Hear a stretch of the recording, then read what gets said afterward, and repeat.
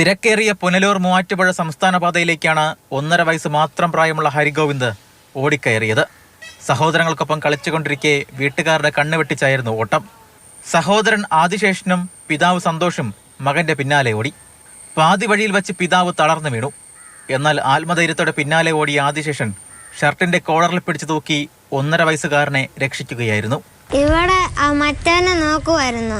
അപ്പം എൻ്റെ ഈ കണ്ണ് പൊടി പോയി. ഞാൻ കഴുകാൻ അവിടെ പോയതായിരുന്നു. അപ്പോഴത്തേക്കും ഇറങ്ങിയപ്പം അവൻ അങ്ങ് പോകുന്നത് കണ്ടു. ഞാൻ അന്ന് നോക്കാതെ അവനെ പിടിച്ചു. റോഡിൻ്റെ തൊട്ട് മുമ്പ് ഇവിടെ ഒരു ബൈക്ക് ഉണ്ടായിരുന്നു ഞാൻ അവൻ്റെ ഇവിടെ പിടിച്ചു വലിച്ചു. ഏകദേശം 50 മീറ്റർ മാത്രമാണ് കുട്ടികളുടെ വീടും റോഡും തമ്മിലുള്ളത്. ഇളംകുളം ശ്രീ ധർമ്മശാസ്ത്ര ദേവസ്വം KV LP സ്കൂളിലെ 4ാം ക്ലാസ് വിദ്യാർത്ഥിയാണ് ആദിശേഷൻ. മറ്റ് വിദ്യാർത്ഥികൾക്ക് കൂടി മാതൃകയായ ആദിശേഷനെ സ്കൂൾ അധികൃതർ സമ്മാനം നൽകി അഭിനന്ദിക്കുകയും ചെയ്തു. മാതൃഭൂമി ന്യൂസ്, കോട്ടയം.